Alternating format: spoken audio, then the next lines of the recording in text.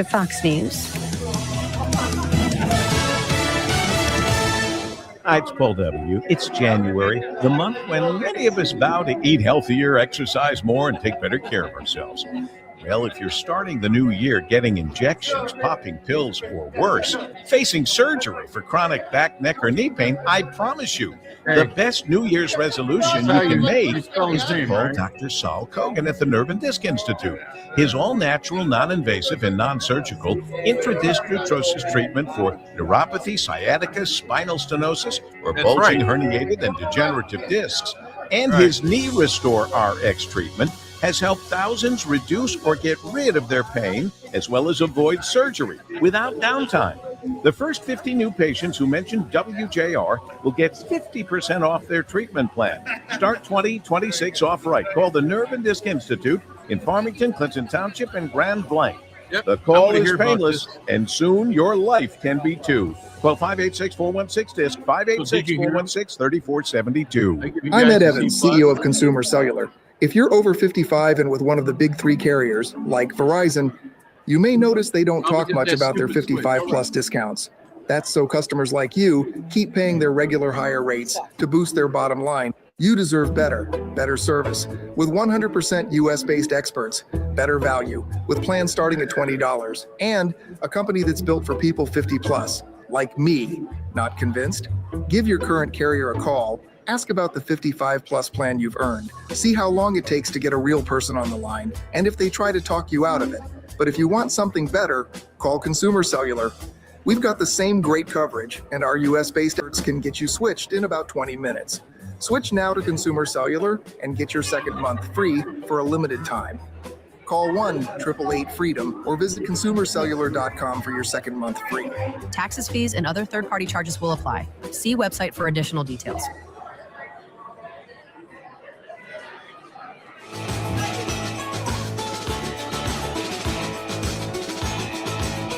Thank you.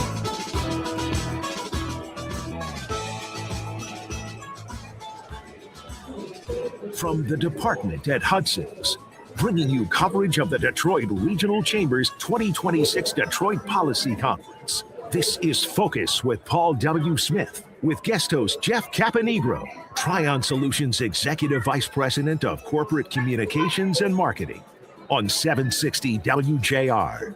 Here's Jeff. Good afternoon, Detroit, and welcome to Focus on WJR. I am Jeff Caponigro, thrilled to be sitting in for the legendary Paul W. Smith, who will be back in this chair sometime soon.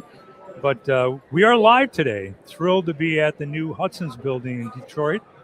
And I'm telling you, it's the first time I've been in this building, and absolutely beautiful, and love the heated floor, and it's just fantastic. And really happy to be with the Detroit Regional Chamber for the annual Detroit Policy Conference. And let me tell you, this is the place to be.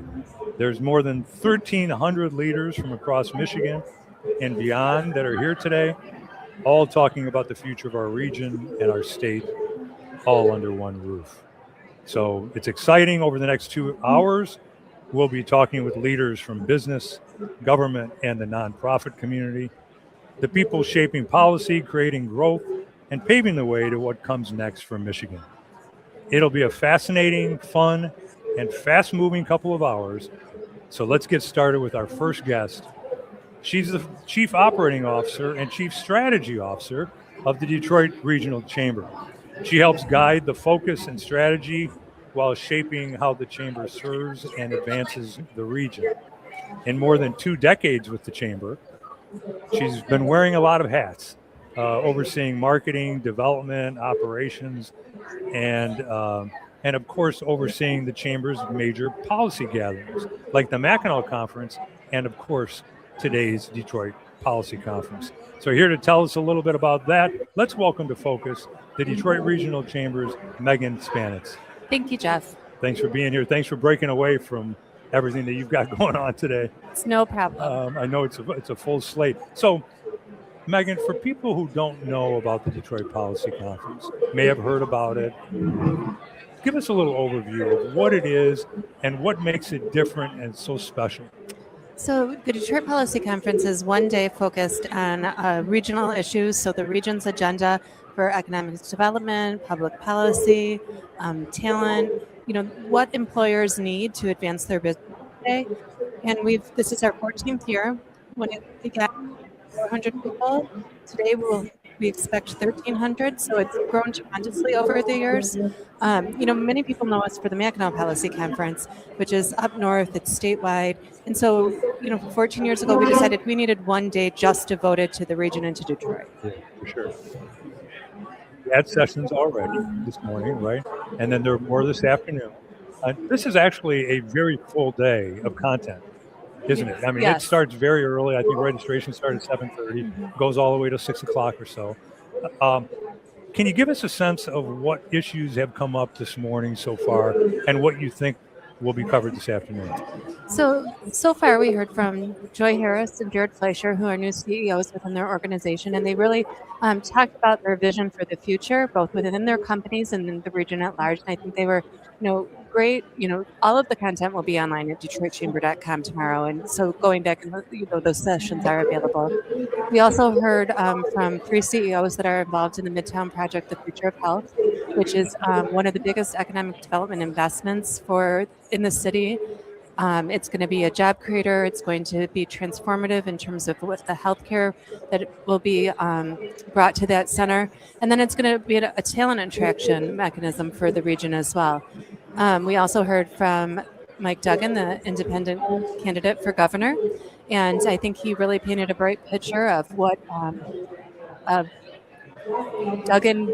Mike Duggan governor could bring to the state. I mean, it was comprehensive. He talked a lot about how his polling is doing, and I think there was a lot of people that really just enjoyed hearing it. Oh, yeah, sure.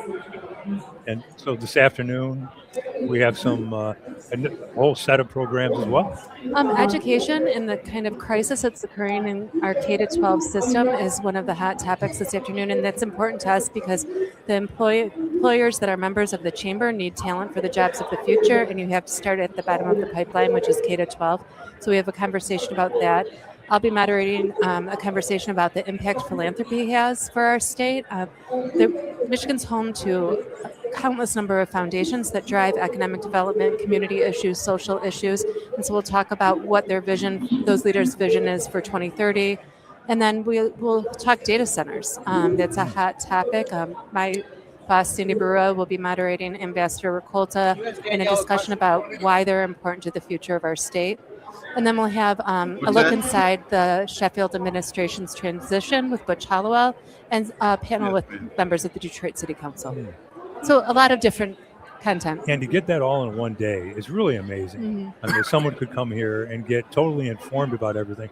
But, Megan, it strikes me another benefit of the conference is the opportunity to forge relationships, partnerships, bonds with others in the community, sort of crossover between business and community and civic. Mm-hmm. Tell us about that.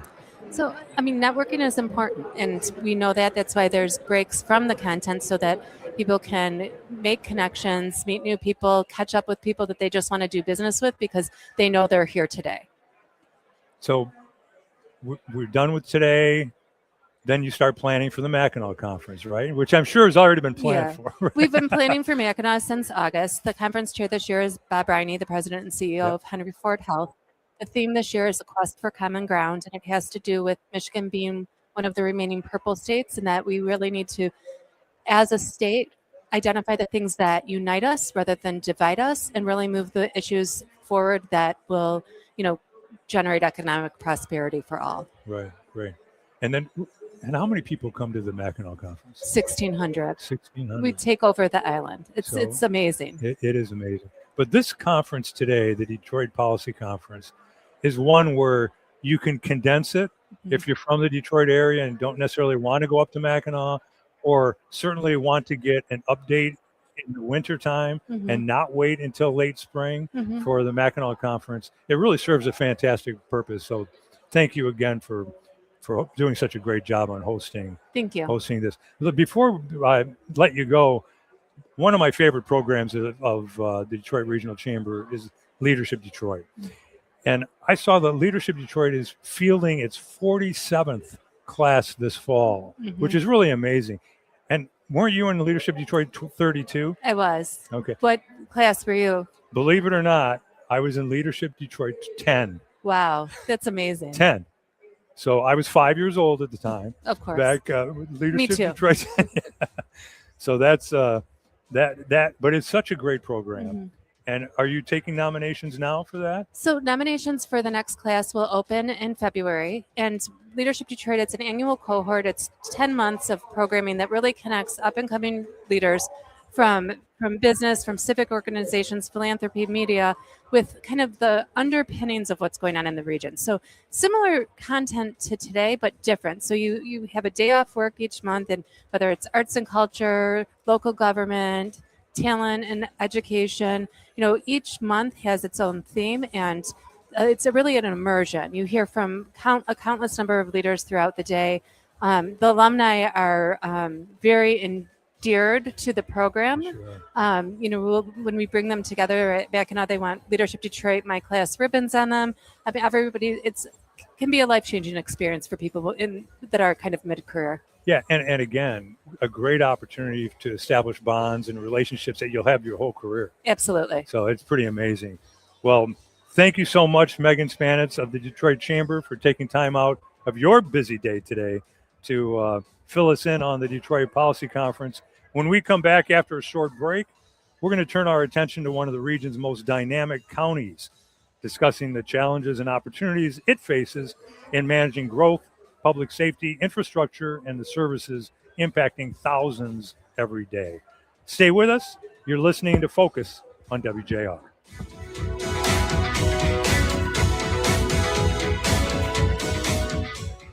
Finding excuses to not do your taxes? Well, you can start today and file for free with TurboTax on Intuit Credit Karma. Just file on your own in the Credit Karma app by February 28th, and you'll pay $0. Start filing for free today. Offer only for those who didn't file with TurboTax last year. Let's breathe.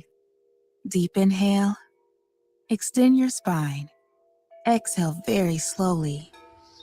Find mental health resources at loveyourmindtoday.org. This message is brought to you by the Huntsman Mental Health Institute and the Ed Council. I was doing a podcast with Chris Alberta from Principium talking about planning for retirement. And boy, did he bring home a great point. What age should I have come to you and said, hey, Chris, I may only be 15 years away from retirement, but what do I need to be doing now? There's a guesstimate there. There's no doubt about it. I mean, if you look at your actual bills and then you look at what you actually spend on an ongoing basis, going out to the supermarket and having the occasional restaurant, taking a couple of vacations, those things, that number is an average. And I always tell people, look, let's run that up by 10, 15% just to be on the safe side. You're never going to know the number, but you got to get close, because every day is Saturday when you retire. You are unemployed when you retire, and we got to be able to deal with that head on and stop being afraid of it. Principium strikes this balance between conservatism and opportunity, and he's taken so much of his valuable time to explain to me how to get to that retirement space where I'm comfortable and that it delivers on the joy that I hope it will. Call Chris Alberta today, 888-800-8949. That's 888-800-8949. Every day, unsung heroes are transforming our neighborhoods. And 760 WJR's Michigan Voices with me, Marie Osborne, is here to tell their stories. But we need your help to find them. Do you know a local nonprofit or other community organization making an impact? Help us shine a spotlight on their work. Email the details to michiganvoices@wjr.com. Let's join forces to amplify the people building a better Michigan. Michigan Voices, Sunday mornings at 5:30, only on 760 WJR. There's a moment when a rescue looks at you like you're their whole world, and suddenly your heart's doing backflips. At Friends for Animals, we live for that moment. It shows up in wagging tails, zoomies, and sloppy kisses. And somehow every day still feels like a first date with love. Because the second you open your heart, something unconditional gets unleashed. Friends for Animals, all for love. Help us keep the love going. Visit MetroDetroitAnimals.org. Who Who wouldn't love a night of laughter with a purpose? Join the Salvation Army of Metro Detroit February 11th at Mark Ridley's Comedy Castle for Comedy for a Cause, featuring comedian Paul Mercurio. Tickets are just $60 with proceeds benefiting the Bed and Bread program, helping Detroiters in need. Buy tickets today at sametrodetroit.org. And don't forget to catch the Salvation Army's 39th Annual Bed and Bread Club Radiothon on February 26th and 27th on 760 WJR. WJR Traffic and Weather First. This report is sponsored by Audible. It's time to take care of you. Who better to help you than the top voices in well-being on Audible? Kickstart your well-being journey with your first audiobook free when you sign up for a 30-day trial at audible.com/wellbeing. WJR Traffic and Weather First is sponsored by NECA, IBEW Local 58. Count on the Powering Michigan team of IBEW 58, skilled electricians and NECA signatory contractors for your next commercial, industrial, public, or residential construction project. The best electricians, the best electrical contractors, period. Learn more at poweringmichigansfuture.com. Watch out for a wreck on Middle Belt Road at Ford Road. We still have that overturned vehicle on Michigan Avenue eastbound at John Daly Street, and I-69 eastbound closed between M19 and Wales Center Road due to a vehicle fire. Now, WJR Weather First from the Weather Channel. Here's your forecast. Good news is that no more precipitation with the cold air. The bad news is the cold air is getting even colder, as we're seeing here this morning. Believe it or not, next couple of mornings even colder. We'll go through the day with increasing clouds. 15 tonight, single digits below zero. Coldest readings outside of town. Tomorrow about 12, mostly sunny. And then below zero again tomorrow night. Setting us up for a chilly Saturday, but slightly better. Partly sunny upper teens. From the Weather Channel, I'm meteorologist Ray Stagicon, 760 WJR, where Michigan comes to talk. Wake up with JR Morning. News, traffic, weather, and smart conversation. Chris, Jamie, and Lloyd with the stories that matter to you. 6 to 9 on 760 WJR.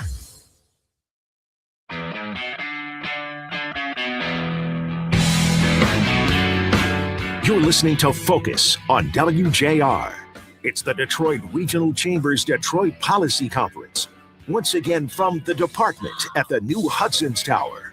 Here's guest host Jeff Caponigro. Welcome back to Focus on WJR. I am Jeff Caponigro, live from the Detroit Regional Chamber's Detroit Policy Conference. Our next guest leads one of the most dynamic counties in Michigan.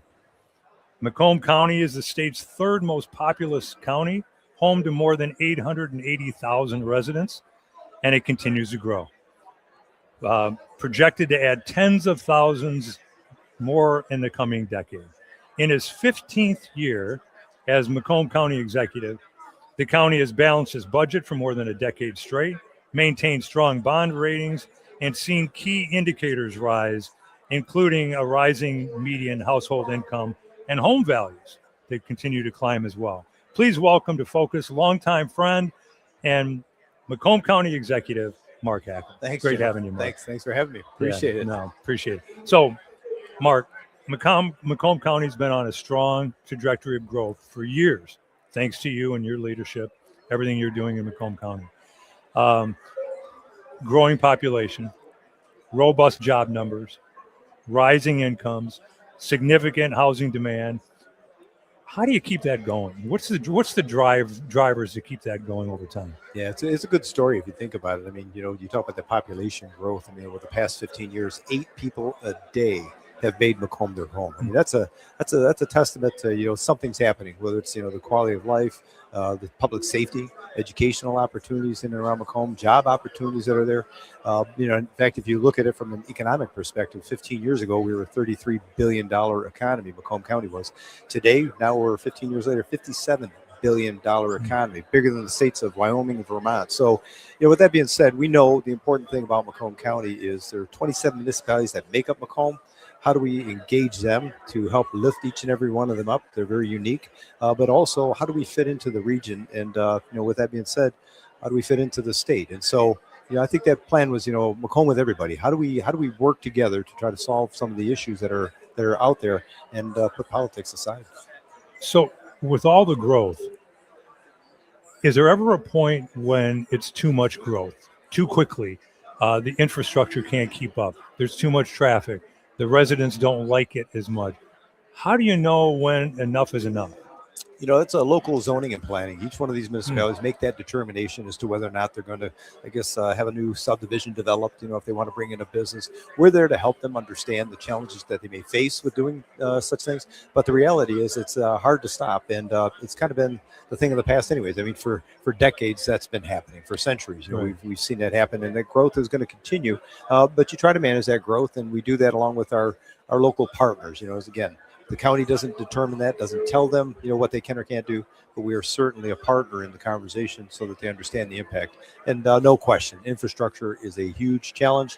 Some of the aging, if you will, communities are looking at figure out how do we replace some of the old infrastructure, whether it's underground and or our roads and bridges, while we're still trying to figure out how do you develop and site new roads and bridges in the northern part of the county. So how would you characterize the infrastructure in Macomb County these days? Bridges, roads. How is it? It's like everywhere else. I mean, it's a challenge. Southeast Michigan has been challenged, and the governor talked about that. Fixing the damn roads, and right away, my response was, "Yep, you're absolutely right. We got to fix the damn roads, and that's her responsibility, my responsibility, and every other department of roads' responsibility." But the issue wasn't so much, identifying that; it was how do we fix the funding. Because if you fix the funding, there isn't a damn road or a damn bridge you can't fix. And so that's where we lag behind. And I'm just going to tell you where we're at today by having those conversations, working in the legislature, working with the governor, and finally coming to a conclusion. They have finally come up with a sustainable funding model that's going to help our local roads here. So from the driveway to the highway, we are now going to start to get ahead of those road projects. It's going to be incremental. It's not going to happen overnight. But that road package that they signed, this governor and this legislature are going to be credited for finally putting their politics aside and doing what it is that we needed them to do. And that's find funding for us to fix our roads and bridges. We're speaking with Macomb County Executive Mark Hackle at the Detroit Regional Chamber's Detroit Policy Conference. Mark, you spoke earlier today. What was your message to everyone? And what's the takeaway that you want them to walk away with today thinking about Macomb County? Yeah, interesting enough, the theme of this is, that leadership in a new era. They're talking about the new mayor, Mike Duggan exiting and Mary Sheffield coming in as the mayor. And, there's going to be a new governor. And so with that, there are going to be a few other legislators, both state and federal, that are going to probably come into play as well. And the question is, how do we lead with all this controversy and frustration and divisiveness that's happening? And we take a look back 15 years in Macomb County. We started something brand new. It was a new charter. When I came in as county executive, there wasn't one before me. And so the question became, how do we do it? How we've seen so many successes come our way? And what was the mindset? Well, I'm going to tell you, it's that relationship building, but relationships built on trust. And then the other part of that is setting aside the R and the D. We don't talk about that. When I work with our, board of commissioners, other countywides, sure, we may have differences of opinion, but we don't lead with our differences based on politics or partisan politics. So we got to put that aside. And, I always say, I hear people talking about this, reaching across the aisle. Well, when you're elected, get in the aisle and try to figure out how do you solve these problems, put that behind. I did not get elected as the representative of the Democratic Party to be the county executive. I got elected by the people of Macomb County to be the executive, for everybody in Macomb County. So our mindset has always been this, rather than versus and kind of against, Macomb with everybody, to try to figure out how do we bring partners to the table to solve the problems that we want or the public wants addressed. Well, and that's a real strength of you. And someday when you leave this position, the legacy that you leave behind is one of partnerships, forging bonds with others. You have a new administration in the city of Detroit now.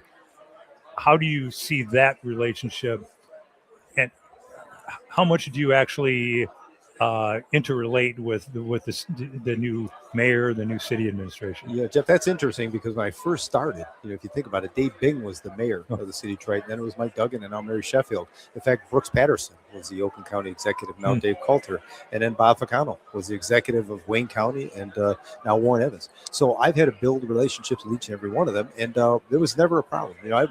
My style, I guess, or our style is, opening doors and having those conversations, putting politics aside, and making sure they can understand that they can trust us as being a partner to help lift up this region, because we need to be competitive as a region, not just with ourselves, but against other regions across the globe. And so I think we've been able to do that. And even Rick Snyder was the governor at the time. I started to become the senior statesman here while I'm talking. That's kind of weird. But that being said, and then obviously Governor Seems like a lot longer than 15 years. It does. Right? It does. And now there's going to be another a new governor coming into place. So it's like we've been here, and probably the only thing that's been that hasn't changed is the executive in Macomb County, but that willingness for us to continue to have the conversations and make sure that everybody understands that we're here to be a partner and lift it up. I'm excited about Mary Sheffield, and I think her transition because of the mindset she's already put forth. That rise together. I love that theme, and it is something that I don't think is just going to be for the residents of the city of Detroit. I think that rise together is going to be something that we're going to be talking about as a region. How do we continue to rise together and support one another? Yeah. Well, we never have enough time to cover everything that we'd like to cover on this show, but you're doing a fabulous job. I love the Macomb County brand. I'm sort of a branding guy, so I love the brand of Macomb County and sort of the image. And how would you, in one sentence, how would you convey or how would you characterize the brand of Macomb County? That make Macomb your home is the theme because everybody wants to be close to home, but the other one is Macomb with everybody. Okay. Yeah. Oh, yeah. Right. Exactly. And with your sweatshirt on too, right? Macomb with everybody. We'll have to put that on the website. We got the swag. But I'm always impressed with your leadership, your dedication, what you've done. Thank you so much for Macomb County Executive Mark Hackle being with us on Focus today. You betcha. Appreciate that. Thank Thanks you. As we continue from the Detroit Regional Chambers Detroit Policy Conference, when we come back, we're going to turn our attention to the future of professional soccer in Detroit and the plans for a new stadium. You're going to want to stay tuned for that. So we'll be right back on Focus. Stay with us.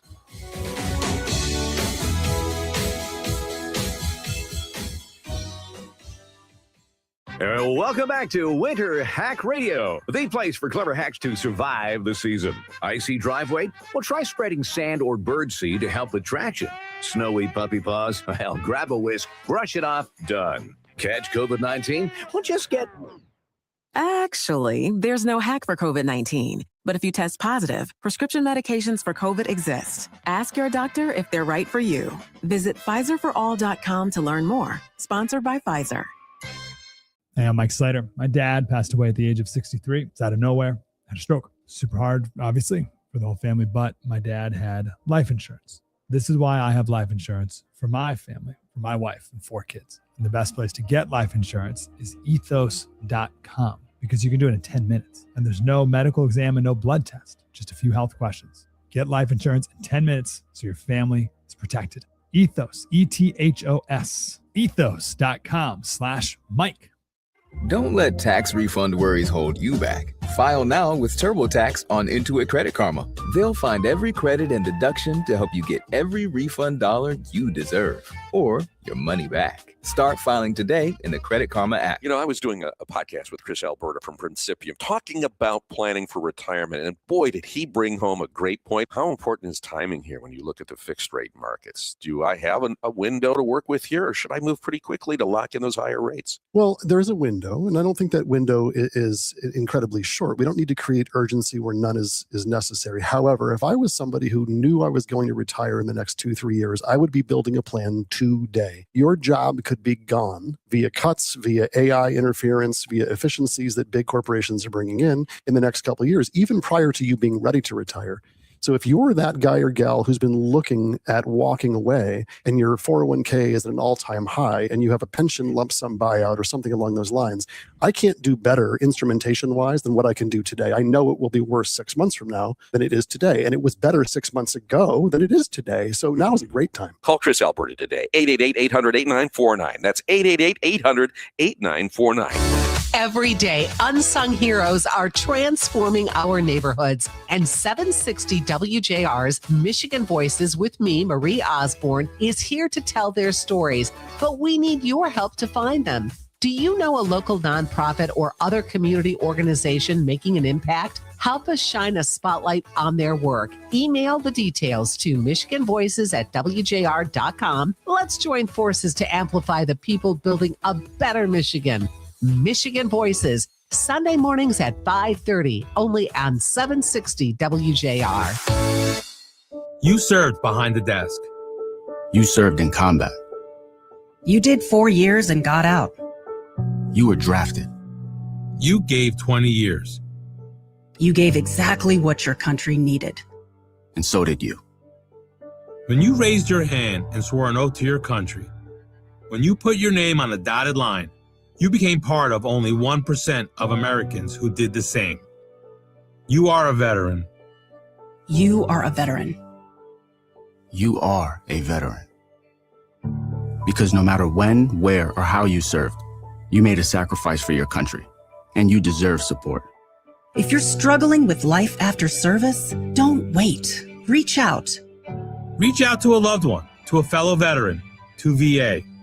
Find resources at va.gov/reach. Brought to you by the United States Department of Veterans Affairs and the Ad Council.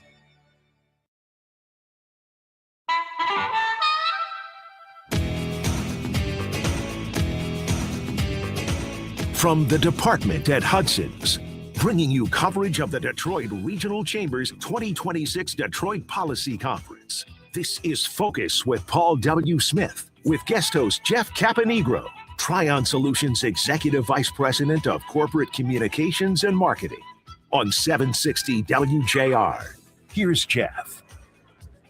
Welcome back to Focus on WJR. I am Jeff Caponigro, and we continue to be live from the Detroit Regional Chamber's Detroit Policy Conference. Now, our next guest leads one of Detroit's fast-growing sports organizations. He's the CEO and co-owner of the Detroit City Football Club, a team that began as a grassroots effort and has grown into a nationally respected club with one of the most passionate fan bases in American soccer. Under his leadership, Detroit City Football Club has become not just a team, but a symbol of community pride and Detroit's resurgence. And now the club is taking its next big steps with a plan for a new stadium in the city that we'll hear about today. Here to tell us about that and to talk a little soccer on this cold winter day is Sean Mann. Welcome to the show, Sean. Hey, thanks, Jeff. Thanks for having me on. Sure. So before we get into the stadium development, which we all want to hear more about, take us from the beginning of how and when you thought about bringing a soccer team and how you developed such success in building a grassroots effort, how you ended up at Keyworth Stadium in Hamtramck, and take us through that story. Yeah, and it's one, I think, one of the most unique stories in American pro sports, and I think it's a great Detroit entrepreneurial story, all right? I was inspired by friends who were opening up small businesses here in the city, bars, restaurants, other ventures, and, it was the idea that, let's create something grassroots, something that represents this moment, a sports team that represents this kind of entrepreneurial moment in the city. And so recognizing there wasn't a soccer team here, I recruited 4 friends who all lived in the city, and we each chipped in $2,200, which was enough to buy a riding lawnmower and some training tops and to rent the field at Cass Tech. And that was in 2012.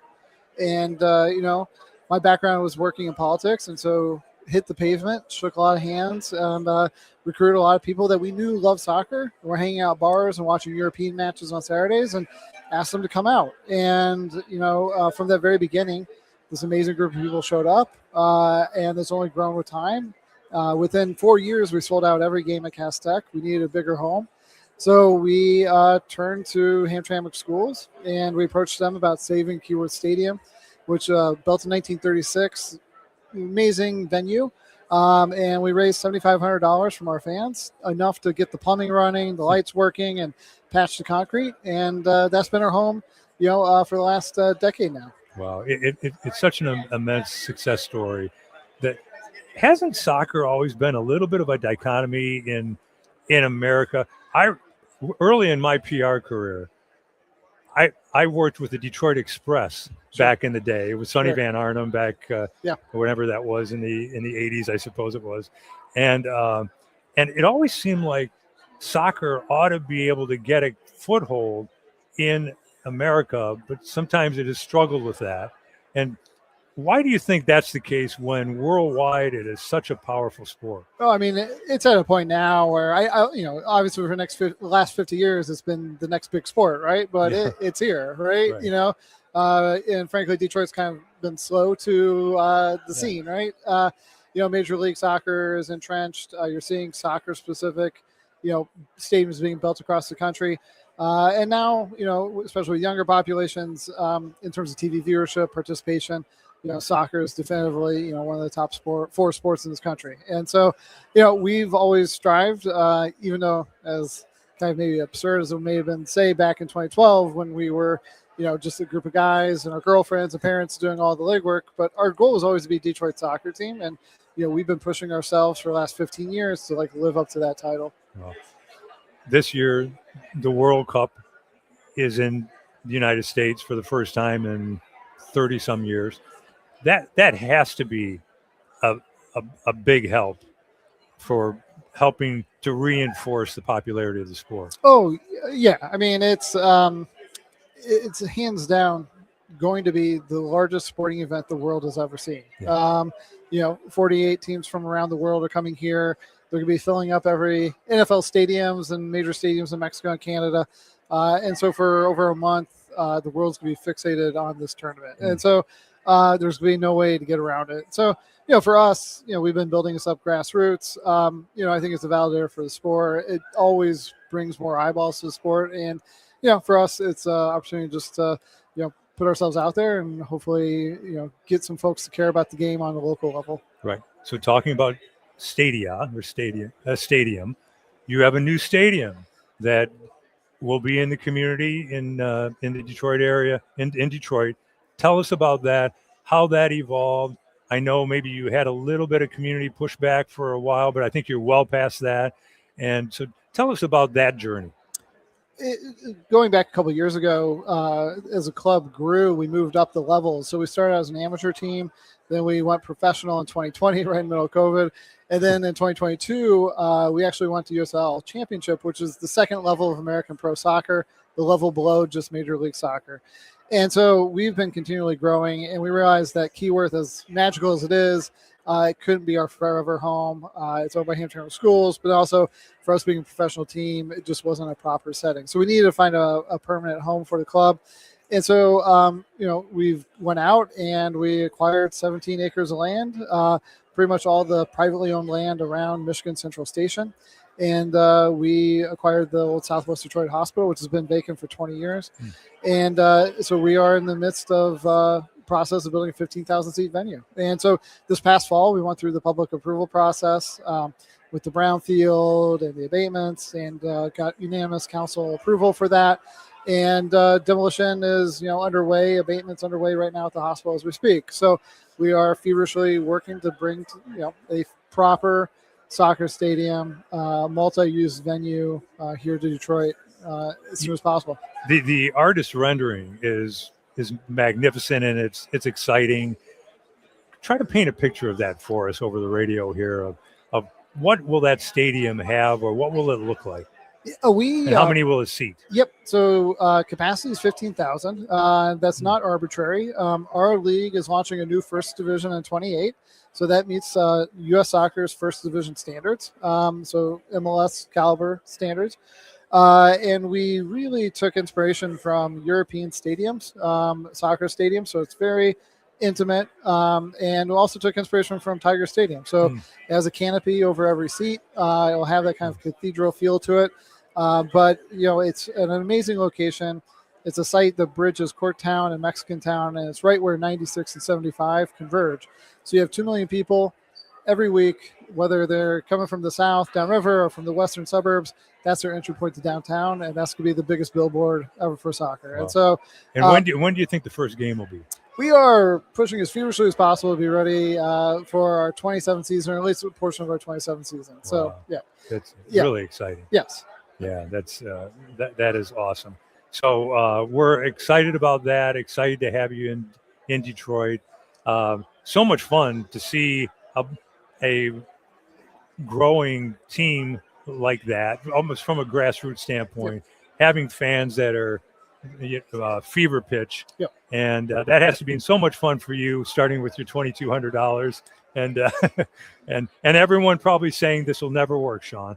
I mean, there's been a lot of doubters along the way, but there's also been an incredibly amazing community that supported us and made this all reality. And so, we just take a step back every now and then, kind of pinch ourselves. Where, we was in a budget meeting yesterday, and we have $250,000 just for urinals in the new stadium. Wow. And I remember our first year, our budget was $30,000. And so Sure. it's pretty wild how far it's progressed, and even bigger things ahead. That is awesome. Well, thank you so much, Sean Mann, CEO, owner of Detroit City Football Club. Best of luck to you. Best of luck with the new stadium.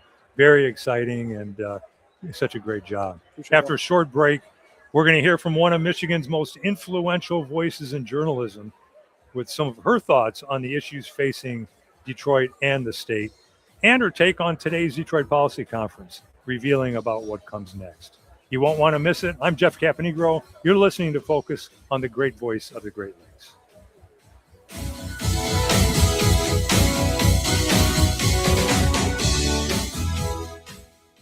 Join Jack Krasula every Saturday night at 10 p.m. for Anything is Possible. Jack presents uplifting stories of some of the world's most remarkable people and their extraordinary life journeys. Anything is Possible with Jack Krasula, sponsored by St. John's Resort. Taxes was waiting on the refund you needed yesterday. All right, your car repair is going to run about $3,000. Now Taxes is getting back on the road with TurboTax and Credit Karma, where you can get your refund up to 5 days faster and get personalized guidance to take every dollar further. Now this is Taxes. Intuit Credit Karma with TurboTax. Deposit a federal refund into Credit Karma Money account and early submission of refund data by IRS required. Terms apply. Banking services provided by MVB Bank Inc. Member FDIC. Credit Karma is not a bank. WJR welcomes the Sing-A-Song All Night Long. The tour continues with legendary singer-songwriter and producer Lionel Richie and one of the best-selling bands of all time, Earth, Wind & Fire, to Little Caesars Arena July 1st. You could win tickets from WJR. Text keyword SING to 800-859-0957. It's sponsored by Live Nation.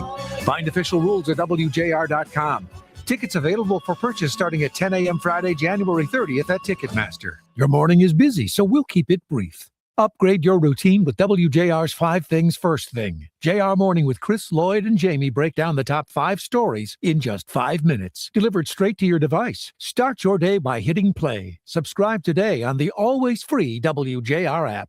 760 WJR and the Detroit Economic Club are pleased to welcome Michigan Secretary of State Jocelyn Benson to our podium Thursday, February 5th at the Masonic Temple in Detroit. She'll share powerful stories from her rise in politics as well as those of paradigm shifters throughout history to demonstrate how we're all purposeful warriors who have power to define a better world. Catch Focus noon till 2 as we broadcast live. Special coverage is sponsored by DFCU Financial. For tickets and more information, visit econclub.org. Well, it's wintertime out there, and this is the time of year we get some very specific emails at theinsideoutsideguys.com. Like, why can't I keep my home warm? Or why are my windows full of condensation? Ken and I have answers to all of those things, and most of them are found in the experts that we refer to people. We'll give you advice, but if the advice doesn't help, we have great professionals at the Inside Outside Guys, no matter what time of year it is, for housing information you can trust. Go to theinsideoutsideguys.com. Sponsored by Pure Air Michigan. Think you might have mold? Maybe your family is always fighting off unexplained illnesses. Air quality testing can be quick and affordable with Pure Air Michigan. Their certified professionals help identify air quality concerns and explain what the results mean. Using a patented dry fog process and EPA-registered solutions, Pure Air Michigan treats air and surfaces throughout the entire space, often without major tear-outs and with minimal downtime. Learn more at pureairmichigan.com or call today at 586-220-5528. The American Red Cross is facing a severe blood shortage, and donors are needed right now to make sure life-saving care isn't delayed for accident victims, surgery patients, and those facing critical treatments for cancer and chronic blood disorders. The Red Cross blood supply has dropped about 35% in recent weeks. There's no time to wait. Make an appointment today to give blood by using the Red Cross Blood Donor app, visiting redcrossblood.com donerblood.org or calling 1-800-RED Cross to schedule your donation. Take action and help save lives.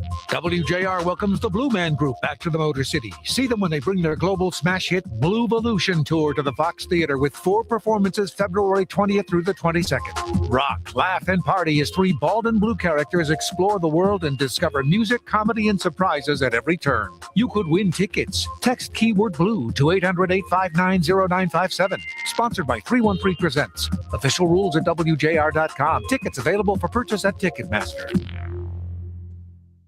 There's a moment when a rescue looks at you like you're their whole world, and suddenly your heart's doing backflips. At Friends for Animals, we live for that moment. It shows up in wagging tails, zoomies, and sloppy kisses. And somehow every day still feels like a first date with love. Because the second you open your heart, something unconditional gets unleashed. Friends for Animals, all for love. Help us keep the love going. Visit metrodetroitanimals.org. WJR Traffic and Weather First. This report is sponsored by King's Hawaiian Sliders. Nothing brings friends and family together on game day like delicious King's Hawaiian Sliders. Bring them to the big game table and be the real MVP. Pick some up this weekend in the bakery or deli section of your local store. Football and King's Irresistible Hawaiian Sliders. There's nothing like it. WJR Traffic and Weather First is sponsored by Femininio Law. Wintry roads and icy parking lots can flip your day in a second if you're in a crash or if you suffer a slip and fall. Call injury attorney David Femininio. David gets it, and he gets results. Call 855-65-CRASH or go to the website getdavidgetpaid.com. I-69 eastbound closed between M19 and Wales Center Road due to a vehicle fire. We also have a wreck blocking your 3 right lanes on I-75 northbound at Holbrook Street. You're slow from I-94 there. An overturned vehicle slows you down on Michigan Avenue eastbound at John Daly Street. And we've got a wreck on Middle Belt Road at Ford Road. That's a multi-vehicle accident. Please avoid it if you can. Now, WJR Weather First from the Weather Channel. Here's your forecast. Cold stays, and we'll see a little more cloud come in as the day progresses today, and we hover around 15 degrees after another bitter cold start. Single digits below zero tonight. Single digits below zero tomorrow night.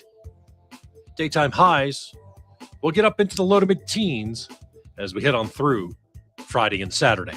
From the Weather Channel, I'm meteorologist Ray Stajic, 760 WJR, where Michigan comes to talk. Call us or text us. The number's the same. 1-800-859-0957. 1-800-859-0WJR. Powered by Michigan Auto Law. Auto Accident Attorneys. Visit autolaw.com. That's autolaw.com.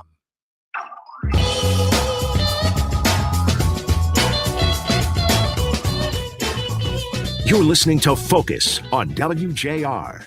It's the Detroit Regional Chamber's Detroit Policy Conference. Once again from the department at the new Hudson's Tower. Here's guest host Jeff Caponigro. Welcome back to Focus on WJR. Hey, our next guest is one of Michigan's most respected and influential voices in journalism. As editorial page editor of the Detroit Free Press, she oversees the paper's institutional voice, guiding its editorials and opinions on everything from local government and education to economic development and civil rights. She's known for her clear-eyed analysis and willingness to challenge those in power, bringing a perspective that's deeply informed and deeply rooted in the communities she covers. It's a pleasure to welcome to Focus the editorial page editor of the Detroit Free Press, Nancy Kaffer. Well, that was an incredibly generous welcome. I'm just delighted. You've made my day. Thank you. Well, that's great. It's great having you here, Nancy. So let's start from the beginning. Before we get into, I want your take on the Detroit Policy Conference, on some issues affecting our region, and some other things. I'd love to know about your background in journalism. If you were one of these that, when I was 5 years old living in Alabama, I knew that I wanted to be a writer, or I wanted to be a newspaper reporter, or for whatever reason. How did Nancy Kaffer start? So I wanted to be an art historian. Oh. And that's what I was studying in college. And I sort of started to get worried about jobs in that field, which is sort of ironic given that the contractions of journalism are pretty famous these days. But Yes.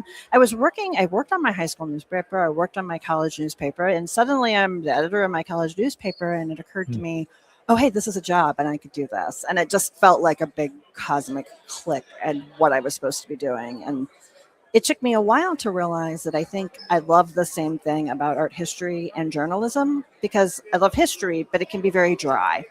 And when you look at a picture from the 1600s, you get insight into what was important to the people at that time, what was represented in their art, how they dressed, what their homes looked like. It's a social history of that time. And journalism does the same thing. It's what are the people thinking and doing and feeling against the backdrop of the events that will be recorded in history books. So tell us how you ended up in Michigan, and then I think left and went to work for a paper in Mississippi, and then came back to Michigan.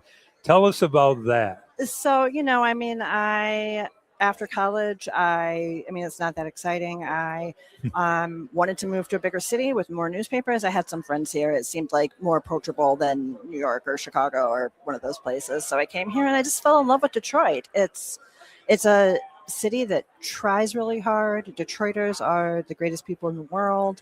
I did move away. I went to Mississippi to work at a daily newspaper because there was I needed daily newspaper experience, and didn't necessarily know if I would come back, but then I did. I worked at Crane's Detroit Business, which was a fascinating place to work, and have been with the Free Press since 2012.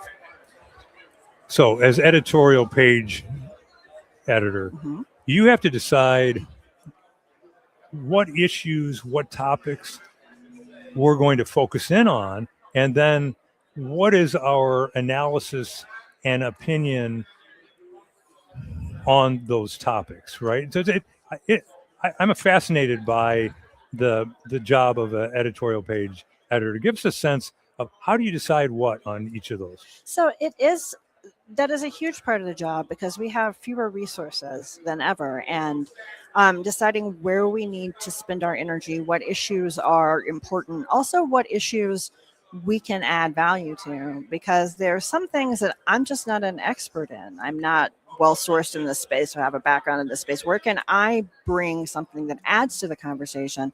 Or one of the people, one of my contributing columnists, where can we add to the conversation, not just kind of repeat what others are saying or jump on a bandwagon? I actually wrote down the editorial standards of the Free Press, because I've had the benefit from learning from really, really talented opinion journalists like Stephen Henderson and Brian Dickerson. And a lot of people doing this work didn't have that. And the sort of standards by which we operate our page have been passed orally from editor to writer to editor to writer. And I thought, if I get hit by a bus, we should have this stuff written down somewhere. So that's one of them, is like, we should be leading the conversation. We shouldn't be, and sometimes everything has a caveat. Sometimes there's something that's so important that you need to add to the drumbeat. But, what can we do that gives our readers insight, perspective, and analysis they can't get anywhere else? What feels like this is the Free Press? I want people to read our pieces, and obviously I hope they'll agree with us. But if they don't agree with us, some of my favorite opinion pieces to read are ones where I don't necessarily agree with the columnist, but I come away with a new way to think about the issue. Or I've said, well, I don't think their argument works here. And then it prompts me to refine my own argument or belief. So I want you to feel, even if you don't agree with us after reading a column, I want you to feel like you learned something, and like you have a deeper understanding of both the issue and maybe even your own perspective on it. So, modest goals here, but that's what we try to do. It strikes me that the standards that you mentioned and writing them down is so important, because these days, back in the day, that somebody would look toward the editorial page to see an opinion. Nowadays, people are there's an avalanche of opinions on social media. Everyone has an opinion, but they're not based on standards. They're not based on journalistic, ethical standards, accuracy, or some of those other standards that they should be able to count on at a metropolitan Detroit newspaper. Well, right. I mean, in the Free Press under Brian Dickerson, Stephen Henderson, and before them, Ron Zonkowski, Joe Stroud, there's always been a very reported, policy-focused opinion shop. And yes, you're correct. You can get hot takes anywhere on the internet. And sometimes we do a hot take. Sometimes that's fun. I wrote something a few years ago about how much I dislike opening day. Sorry, guys. Mostly because of drunken suburbanites who come into the city and trash it and then make fun of us later on social media for having litter that they left. But I digress. But our chief focus is, again, highly reported. I do as much or more reporting as an opinion writer as I did as a news side reporter, because no one should care about my opinion other than like my mom, my husband, my best friend. But for a reader to care about my opinion, Ron Zwankowski used to say, opinion writing is what we think about what we have worked to know. And that's it. Like, I need to let you know why you should trust my opinion. And that's where the reporting comes in. Right. I know you and others at the Detroit Free Press, and I'm sure the Detroit News as well, can't talk about the USA Today, your parent company, purchasing the Detroit News. But is there anything that you can or would like to say about that? So yeah, the wholesale is well above my pay grade. But but what I can say is that there are journalists in both of these newsrooms. All the journalists in these newsrooms are dedicated to serving our readers, to serving Metro Detroit in the state of Michigan. And that's not going to change. We get into this field because we care about it and because we love it. And we are, I think we're lucky to have this media landscape here. And again, the folks aren't going to become less dedicated and less committed to doing their jobs. Right. So. Well, I wish we had more time to talk about the issues that are key to our region right now. What is being discussed here at the Detroit Policy Conference, and the future of the region in 2026 and so on. But we don't, unfortunately, Nancy. But I want to thank you very much for being on the show. Sure. And we really appreciate all the work that you do at the Free Press and keeping up those ethical and moral and accuracy standards that you do. Well, thank you for giving me the opportunity to talk about it, because that's the backdrop to our work, and it's not often center stage. So I appreciate that. Okay, great. Coming up after the news, so hang in there with us. We're going to turn to one of Detroit's most important organizations that helps provide leadership to our youth for decades through sports, mentorship, and opportunities. We're going to hear about that organization right after the news break. So stay with us. I'm Jeff Caponigro. You're listening to Focus on WJR. I know that hiring can be challenging. You need someone to match your role perfectly. Well, now you can meet them fast on ZipRecruiter. Build your team, build it sooner. Meet your match on ZipRecruiter. Just head to ZipRecruiter.com/free right now to try it for free. That's ZipRecruiter.com/free. Meet your match on ZipRecruiter. Try it free. Big tax changes this year could mean a bigger refund, and Jackson Hewitt knows how to get you your biggest. You'll get $100 just to try us. That won't make you filthy rich, but definitely gas plus groceries rich. And since we know all the new tax codes,